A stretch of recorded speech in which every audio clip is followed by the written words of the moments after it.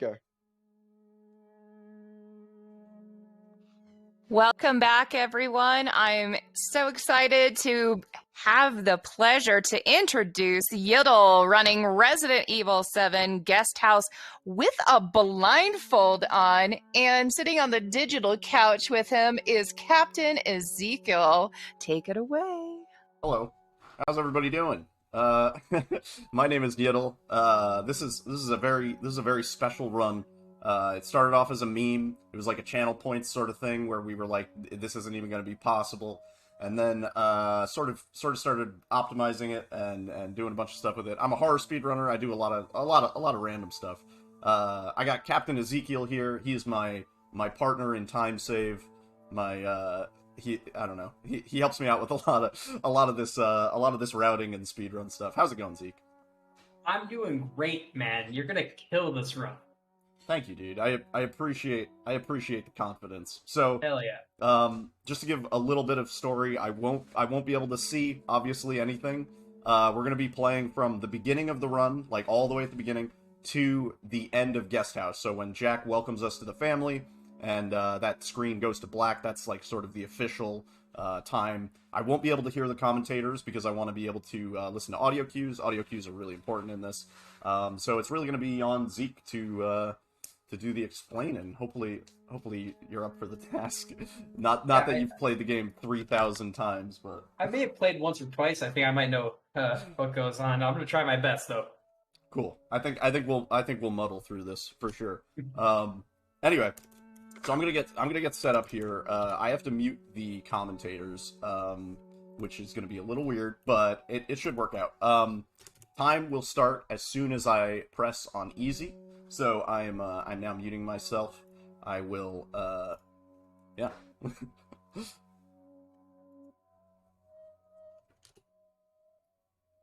Okay. So Niddle has himself muted. He'll be starting here shortly. Timer should start now. Right as he hit the play there, perfect. All right, you guys have to get used to my voice instead of Niddle's beautifully entertaining voice, but I'll make sure to do my best to do him justice. Actually, he can't hear us at all. We could talk a lot about Niddle. Absolutely. I was like, we could completely, talk some smack about him the entire time, and he would have no idea. He would have no clue. But, I guess can't do that. We'll save that. I at least wanted to have him be able to talk back if I'm going to talk garbage to him. But I know, I agree. But anyway, so Guest House. If you guys are unfamiliar with this game and unfamiliar with the premise behind RE7, is basically you're Ethan Winters and you're here to save your wife who's been missing for 3 years. Her name is Mia. However, the way this works is that things aren't what they seem. So Ethan shows up at this place called the Baker Estate, which is a house and home by the Baker family. But because of this run, we're not getting that far. We're only going to go through Guest House. Guest House is the first about 15-minute partial auto-scroller, partial hardest part of the game, I guess, entry to the actual game. What's going to happen is we sit through this about 2 minutes, 30 seconds long cutscene where Ethan basically does a few phone calls. She's like, hey, man, my wife sent me an email, and she said she's here in Louisiana. And then Ethan's boys are like, hey, man, that's kind of stupid. That doesn't make any sense. How does she have internet access? We don't work that far into it. But what you're going to see a lot of here is Niddle's going to be using his ears, obviously, for basically this entire run. Where he'll track down where he's going, and listening to where not only the footsteps are like happening, where door cues are happening when he runs into them, but he's also listening to what kind of sounds his feet are making. Because Guest House has different types of floors. There's wooden floors and there's like dirt floors. So he's also listening to that. It's kind of intense what he has to listen to. So it's a good thing he has me muted, because I would definitely drive him batshit insane during this entire thing for talking over him. So he's about to take control of Ethan. Now this whole intro part is following exactly where Ethan starts. He knows where Ethan's going to start, so he's going to go based on that. So he's going to push Ethan forward until he basically hears Ethan either stop or collide with something. He knows these walls are going to push him to the left, and he's basically going to keep going until he can strafe off like this and push against this invisible barrier. Now, Niddle uses these invisible barriers to just let him know that Ethan is stopped. And when he knows Ethan is stopped, he knows he can change which direction he's going until he hits the next barrier. And that's basically the whole premise of getting into Guest House. He knows he hits this fence, and which means he knows he can back up, which will put him through the gate. And Niddle also, you can see nodding his head. He's listening to footsteps, so he knows exactly when and where to go. Also, there's a cat on the screen.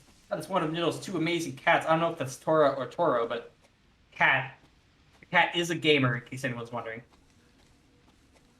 So you see Niddle strafing along these walls. He's encountering Jack here. When he hears when Niddle hears Ethan's footsteps slow down, he knows he ran into Jack, so he's on the right track. He knows where he's going, basically. And then again, he's basically pushing himself into these invisible walls to get a really good understanding of where Ethan's at.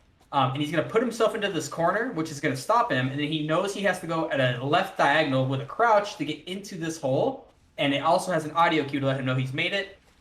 The nod of approval, you see a lot of those this run. Niddle will nod his head up and down because he knows he's a god gamer and he knows exactly where to go. And a lot of this part is the same premise. Pushing himself up against the invisible wall, letting himself hit the next audio cue, which is going to be jumping off this ledge here in a second. It takes way longer when you have to strafe like this. So he knows he dropped. Niddle knows which way he's looking, so he just does a quick turn. He'll do that a few times this run to know he's going to do an exact 180 turn. He'll do that a handful of times during this run, so he knows exactly where he's looking. It's really impressive how he takes these lines. Sometimes it looks like he's not blindfolded. Now he knows he's in the corner. Now he knows he's in Guest House because he hears the lights and he hears the door close. Now there's another portion to these audio cues that we want to know about. When you're playing a Resident Evil game like 7 or Village, when you run into a usable item, like a bolt cutters, or you're running into a something that can be opened, a little audio cue will happen, like when you run into doors or chains. Running into a door will kind of shake the door a little bit. Running into chains will make a little chain door shaking noise. Niddle listens for these too. So now when he's in this hallway, he's going to go as much as he can hugging this wall. He knows when he's running into bookshelf. He's going to hit this door. This door is going to give him an audio cue that he's at the door. He's going to turn around. Or rather, actually, no, sorry. He backs up for this one. Remember, he tried turning around. There was like problems. But he's backing up while strafing to the right to push him into this room. And now it's kind of scary how he does this. Doesn't make any sense. But he's pushing himself into a bunch of different objects in the living room to know where he's at. And he's listening for the TV behind him that lets him know that he's in that corner, in which he can run straight. And then he's going to crouch, and there's going to be the lever to pull. That was all done so actually well with no like real mistake. That was actually really cool. And now he knows he can back up, turn to the right, and there's this little hole in the ground, and he's strafing into it. He can hear Ethan push it open, and then he can quick turn around, hit the ladder, and that's his audio cue that he's gotten through the entrance to Guest House. He's got himself a little in the corner there. Perfect. Yeah, that's all of that is incredibly difficult. There's no way I could ever be able to do anything like this. This is just too crazy. All right, and then the best part about this is Ethan is always at the same place after these cutscenes and after these like interactions, so he knows exactly where Ethan's going to be standing up and looking. So he is going to be running directly into these corners and strafing off into the water. Now, in most RE7 speedruns, you'll see we skip the Andre water spooky thing where Andre's body pops up out of the water. We can skip that by looking at the wall. It's not wise to do that in this sort of speedrun because you need that audio cue to let you know where you're at. So spooky spoiler warning, you're gonna get a little jump scared when you see Andre come out of the water. So he's gonna strafe directly into it to intentionally get the scare to let him know he's where he needs to be. So he's gonna hear himself climb under this little railing in just a second. That lets him know he's at the right place. The fact that he can hear Ethan moving reassures him that he is going the right direction because there'd be no other place for you to go while strafing to the right like this. He gets underneath it. Now Andre is gonna spook us, which means Niddle now knows he just has to go a little bit to the right and go forward, and he's going to hit the door to get into the next part of Guest House. Now, this chair is tricky, yeah, because it blocks him. Now he's gonna go straight. He's gonna listen to an audio cue of a big bang. He's gonna hear that here. That lets him know he needs to go to the right and back and strafe against the wall. until he gets to the gate. Now, this is a hard interaction because this is going to let him know right here that he's at Mia's gate. Now, he needs to try and strafe and grab these bolt cutters. This is actually a huge pain to get first try. For that reason, the interaction's not there. So Niddle does need to turn his mouse a bit more or strafe a bit slower because his mouse isn't seeing it. This is where it becomes a pain. Yeah, so he's aware that he needs to turn his mouse a bit. He should be able to get him now. Perfect. Now he just needs to go back to the gate, which is just going to listen to the audio cue of Ethan hitting the wall. He's going to turn right. He's going to interact with the door. And the inventory is static, always in the same place, so he knows exactly where he needs to go.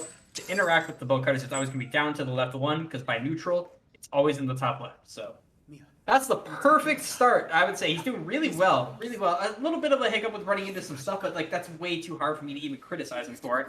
So he's doing great. Now this part, auto-scroller. We're sitting here for about 5 minutes. We're going to be walk behind Mia, doing close to nothing.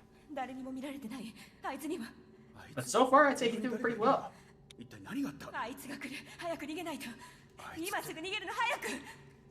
And Mia calling someone else daddy, not very progress. If you're Ethan, I'm just walking out at this moment, I'm not gonna lie. I mean, I call other people daddy.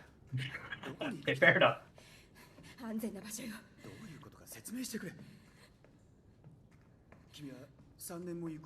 But Niddle's gonna listen here just to see when Mia moves. So actually, if you don't follow Mia closely, she'll actually just walk to the end of the hall and just kind of stand there waiting for you. She'll just chill. And you actually have to stay within a certain proximity of her to make her go forward, which is kind of annoying. This whole section sucks. Every RE7 speedrunner knows this section is just hot garbage. You just have to sit here and let Mia lose her mind.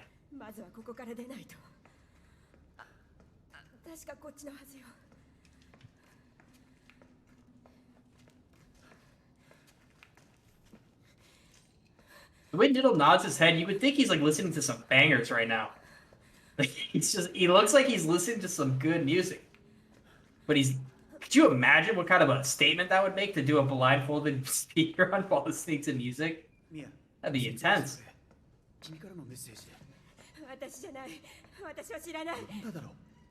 So coming up, we have our first actual interaction after the auto-scroller where basically Mia is going to get kidnapped, and you need to be in a specific sort of area, not really a specific spot, but you need to be away from Mia behind a wall in order to get her to actually get kidnapped. When we do the regular speedrun, we actually position ourselves in a way where we're as close as we can be to Mia, and she'll get kidnapped, and then we'll dart in after her really close to the door.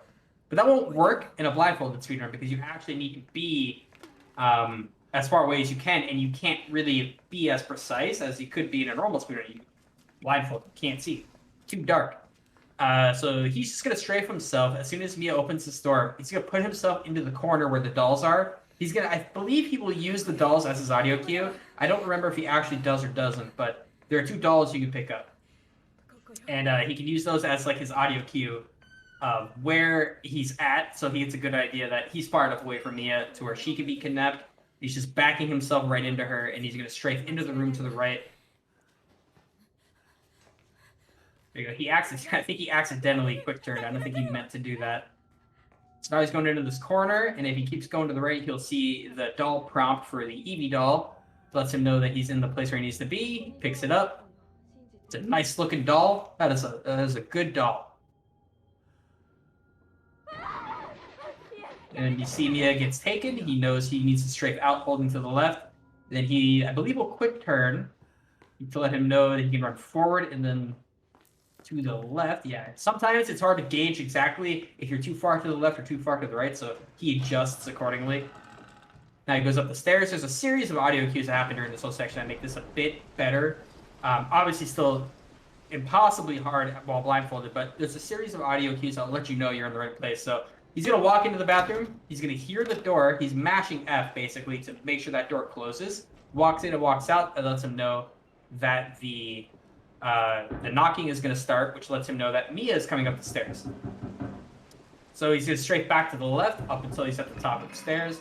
He's going to turn around, open the door, run forward. He knows he's there because his brain is massive. Walks down the stairs, Mia spawns, and then we start. This is where things get really, really, really hard. They're already incredibly hard. This is where it gets way harder, because now he has to actually fight an enemy. Not only once, but twice. So this whole cutscene is going to play. Nyiddle just gets to chill for a bit, but then when Mia knocks herself out, he needs to get Mia to stand up fast, because he's got to put himself in the right spot. And you can't see, so obviously you can tell that's going to be kind of a problem. But not for Nyiddle. His brain's massive, he's very smart, he knows what he's doing. I struggle with it, and I don't wear a blanket. So he's going to get stabbed at Mia intentionally, there's no reason to resist it slower. In case you're wondering why we're letting ourselves get beat up. So he knows when this is gonna. The hard part about this is knowing when it actually ends, because you can hear Mia hit herself on the wall and then fall to the ground. That lets you know that Mia's down, but you kind of have to listen super closely until you know when Ethan can be moved. So you're not preemptively moving or moving too late. So he's gonna listen to her hit her head 3 times, and then when she hits the ground, Ethan will say some words about Mia, and then that lets Nyiddle know that he can move.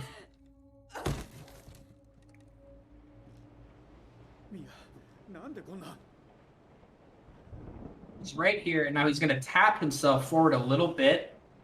The hard part about this is it's a super precise movement. You can be too close way too easily and too far way too easily. So he knows about how long this should take, and he might be too close to Mia because it hasn't triggered yet. This is where it gets really hard. This whole setup is very, very hard. Yeah, please.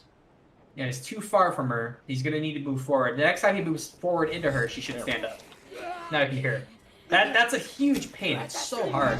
Now he's going to grab this axe, which he knows is to his right, and he's going to start swinging wildly because Mia will walk into him so he can kill Mia. Trying to run at Mia and doing this is like a real pain. Oh, that's unlucky that she gets her hit off first. Oh, no. Oh, come on. The timing of the swings is just, like, rough right now, enough for Mia to be the one hitting first. But now he's going to be able to get it. That is so hard to do that, man. It's so crazy. Oh, like, you have to hope that you are on the right swing pattern where you're hitting her first. Otherwise, you and Mia swing at the same speed. Now, he knows where he's at. The hard part is getting the axe back, because now he has to track out of the room. Now he might have an idea that he's in this corner because Mia was deep into the room. So he's going to maybe try to line himself back up to get out of the room. Because right now he's like kind of stuck in there because Mia went really far back. So he's going to have to go to the left a bit. He's still in this corner. This is where it gets really hard, because Mia's in a place where she normally wouldn't be. Now, if he backs up straight from here, he should make it out, because I think now he knows that he's still deep in the room. Oh, no, don't be doing this. No, Nyiddle. Gotta go straight back. This room is really bad, because you're not supposed to really be in here. It's, like, hard to tell where you are, because this room has an opening, only one opening to get out of it. So if he goes... He can hear where the phone is, which does help a little bit, but he might think that he's in the hallway, but he's not. Hang on. Hang on. Now he just needs to walk straight out. No. It is rough when this happens, because he thinks I think he's under the impression he's in the hallway. So if he goes out and then forward, just a bit more to the right, just the scoot a little bit more to the right, and he'll get out. Just a little bit, there we go. Now this is what he wants. Now he knows he's walking towards the phone, and he can hear it underneath him, so he just has to look down and interact with it. Woo. So he probably now realizes that he was stuck in that room. But I have full faith in Nyiddle that he'll be able to retrieve the axe, which is the second hardest part about this. Now he has to get the axe.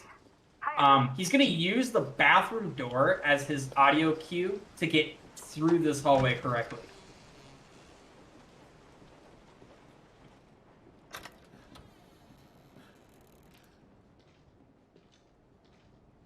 So now he's basically mashing F to grab the axe, but it's a bit to his right. I'm not sure if he'll get it from this angle. Yeah, he's got to go a little bit more to the right, I think. It's right there. You can see the handle. Okay, perfect. You got the axe. And this should just strafe him out. So now if he goes to the... He might know he's in this corner now if he turns around. Or he might actually still look for the door. If he does this quick turn, yeah, now he knows he's at the door. Perfect. That's hard. That's so hard to get that axe out of that room and get to this point. Now, he needs to use the bolt cutters to get the fuse, which means he's using the same method he did when he entered guest house by running into stuff in the kitchen to strafe around it to let him know where he's at, to get back to the entrance of guest house to use the bolt cutters. This table that's right here is a massive pain in the ass. It's like locking him down a bit when you run into it. And then now he can walk around it. And then he strafes up towards the front of the kitchen because it's easier to get around the table and stuff and get closer to the interaction that way. And now he's just got to go back a little bit. He's very, very close. I wonder if he's stuck on something right now. Yeah, he was. He's stuck on the cabinet. Oh, it's right there. There you go. Nice. This is like a nerd hard-on. This is ridiculous. Yeah, it's so attractive. It's insane. And now he can hear himself move in the inventory, so he knows exactly where that item's going to be. So third slot from the right, he can listen to where he's moving. We got the support cat provided by Alyssa. Shoutouts to the support cat. And now he's strafing in until he can get to below the stairs. Same method as he did when he entered guest house. Is he's going to go to this wall, turn around, and get up here, and he's going to spam F to close this door in front of him. That lets him know he's where he needs to be. He can go back to the right again, like he did at the start of guest house. And now this interaction is insane. He I'm not sure if I remember how he does. I think he spins fast. He gets to the corner. He moves up a little bit, I believe. He swings so he knows he's against the wall. Because I believe it makes a different noise. So then he spins until he hits the interaction like that. That shit is so crazy. I do not know how this man does this thing. That is insane. How he comes up with these strats. He made all of these. No one else has done this but him. This is all custom Niddle approved. Now he's kind of stuck against the corner of this door, which is also a pain. He's got to move forward just a little bit and then back up to the left. These doors just have the most frustrating corners. Uh-oh. Now he's against it. Now he knows where he's at. I think the idea is he's going to walk straight to the left. I think he might think he's still in the room. Did we not use the fuse? He opened up his inventory. I don't think he needs to be in the inventory. Oh my god. This is where it gets hard again, because he has to figure out how to get out of the room by using directional cues. He knows it's to his left. The problem is getting stuck in that corner of the door made him think that he may have been in the hallway already. Because he just needs to get out and turn to behind him, and he's back at an absolute value where he knows where he's at, because a cutscene plays. No. So he basically swings to find out. So what have I done? Now he's running into the door. It's so rough. He thinks he didn't use the fuse. Really?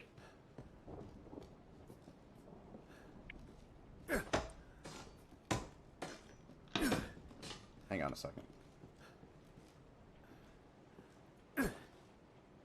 He's trying to get back to the fuse box. Oh yeah, so you guys can hear him, but I can't hear him, obviously, so fair enough. If he gets back to the interaction on the box, he'll know that he can't use it, right? Because it'll be really bad. A non-usable item. Wait. So he's gonna spin. See, it's like, maybe he'll realize that he can't interact with this, so it's fine. This is rough. He knows where he is. All right, huge. I can't hear Niddle, so I'm glad you guys are feeding me this information. Oh, this is so bad. The problem is that, yeah, if Niddle doesn't know that he did use the fuse, the box is going to be a massive pain because it's kind of stuck, and it won't give him any sort of interaction to use. I might actually be screwed. No. Come on, Niddle, we believe in you. You can do it. Wait. You can do it. Hang on. Oh no, don't go that way. That I'm hitting. Yeah, there is a chance he could lock himself really badly into the room.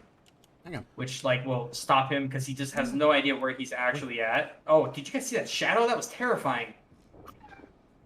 Ethan's shadow, rendered instantly. It scared the shit out of me. he has many ways to recover. Yeah, I believe he could retry, which will put him back to a checkpoint, which could save that. So he knows exactly where he's at. If he listens closely, he'll know he's not hitting it, and I think he could use that as his indicator that it's already been done.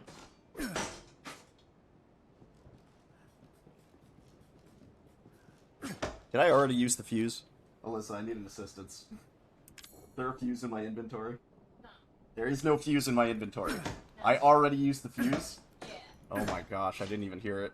He is. Does he? I think he thinks he already used it.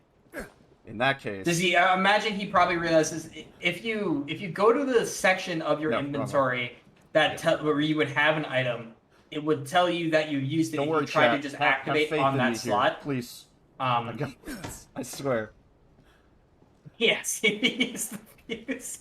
That's totally fair. He heard himself close the door, which means he knows where he's at. Now if he walks back behind him, Mia's going to trigger. Niddle's probably going to be pissed at himself a little bit. I didn't hear the fuse. I didn't even hear it. Yep, there's his anger. Oh man, this is so hard. Like I couldn't imagine being in this position where like you're not only running blindfolded guest house, but you're doing it in a marathon. Like that is way too Chad for me. I can't be hanging around with that. That's too hard. But he knows exactly where he's at now because he's got the cutscene. Good thing I gave that 30-minute estimate, huh? Shout out to that cup holder, you true.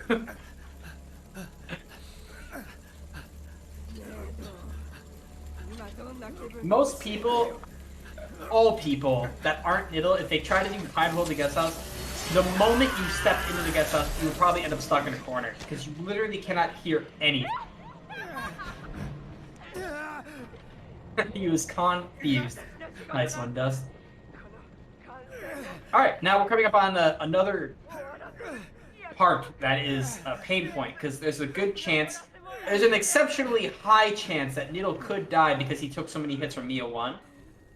He's going to go up these stairs, he's going to bring down the upstairs, attic stairs, and then he is going to go fight Mia 2. The strat to do it is not easy. You basically stand still and you swing and you pray to whatever god you want to pray to that you hit Mia before she hits you. Because she has instant kill animations where she'll shove a saw into Ethan's stomach and just kill him. Benefit is, if she does that, he knows where he's at. The DA gets dropped by a whole level, and it becomes a bit easier. So now he's going to run into the corner, turn around, and run straight. He knows these movements are... actually, he does this retry. Oh, yeah. This retry puts Ethan back at a specific spot, so he knows actually exactly where he is. So that works, too. And then now he's going to strafe towards the ladder where he's directly in front of it. He's going to flip a 360. Or, sorry, a 180. Don't make fun of me for that one.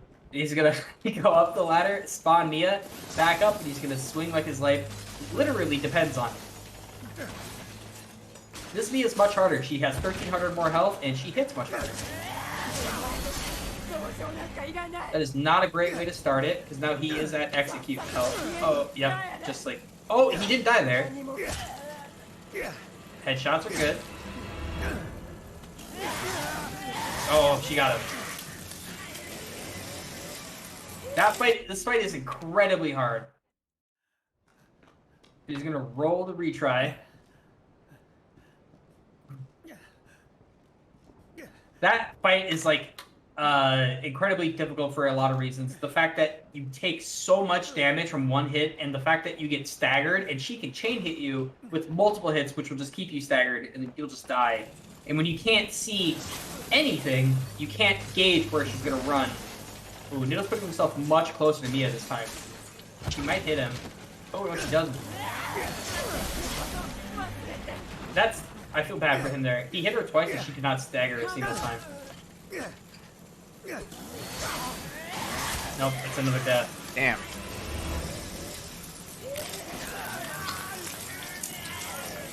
Well, I'm dead. But he might let the death play out so that he can get the full DA drop of the death.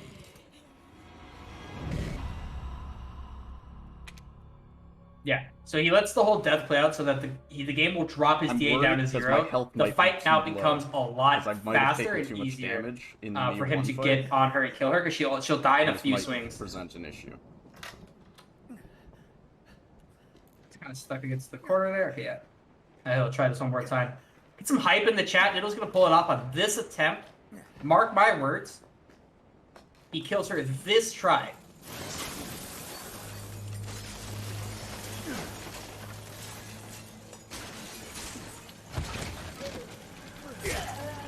That was such a juicer of a swing. Yep, and she's dead. GG to There we Niddle. go. Guest House has been beaten. Oh my gosh. Well, blindfolded. Alyssa, I had full faith in the boy. Needless I to knew say, he that's had not it. a PB.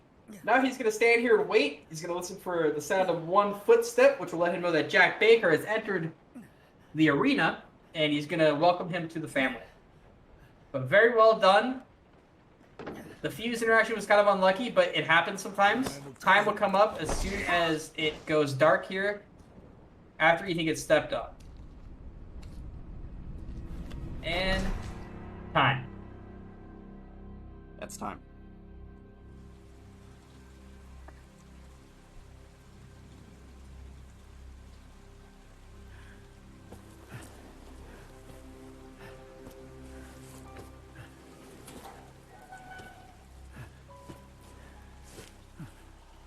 Yo, that was amazing. Dude, that was not my cleanest run. I have to admit, some things went completely off the rails there, and I'm excited to see exactly what happened in the VOD, because I'm not even sure. So all right, I think we all kind of know what happened there. I put the Well, we do, yeah. yeah. You guys maybe know.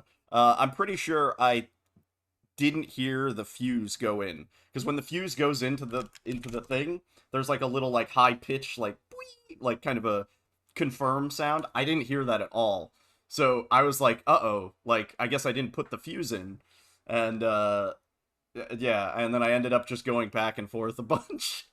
I think I probably left the living room at one point, and then I went back into the living room, and then I was facing the wrong way. Yeah. You like when you got to the door, like after you'd put the fuse in and everything, you opened your inventory and you're like, wait. You're like moving it across in the inventory. You're like, wait, did I do the fuse? And we were like, yes. Dude, I thought I didn't do it. Oh my gosh. Anyway, that's Blindfolded Guest House. I swear I usually do that better. For the record, that was 7 minutes and 40 seconds slower than our personal best, but you know, we tried. It was a good run. I was like popping off for you when you put the fuse in the first round. I'm like, oh, that was insane. Yeah. And then because I couldn't hear you, but they could hear you. And apparently they were like, yeah, Niddle thinks he's lost. I'm like, no, God, why? Like, Niddle, you're not lost. Please. You were so close to walking out the door and triggering the cutscene like on the first time after you got it. I'm like, yeah, this is perfect. This is amazing. Oh. And you go back in the room and I'm like, oh, shit, no. Yeah. Just a quick donation. Nemioki has donated $5 and says, gold splits. Yeah, right, Nemayoki. Thank you so much. Thank you all for being here. This was a lot of fun. I love doing this blindfolded run. It's a thing that we didn't really think was even possible, and it's, as you can tell, it's very memey. It has the potential to go completely off the rails, especially at the Mia 1 and 2 fights, as you saw. But yeah, it was a great time. I can't wait to watch the VOD back, see you guys in chat and hear Zeke and everything. But yeah, and big shout outs to Corey, all the event staff. FTLG is an awesome event, and they're doing multiple events every year now, or multiple events per year. So yeah, thank you guys so much. Zeke, you got anything you want to part with? GG's, man. You did great. It was really fun to watch. And we started off the run by saying, like, man, we could just talk shit about Niddle. Right now, he can't hear anything. But we decided against it. But yeah, you did great, man. That was fun. Thank you, dude. Much appreciated. All right. So up next, we've got Retro with Batman Arkham City. No damage run. So that's going to be quite entertaining. We'll be up with that very soon. Thank you both for being here as well. See you guys.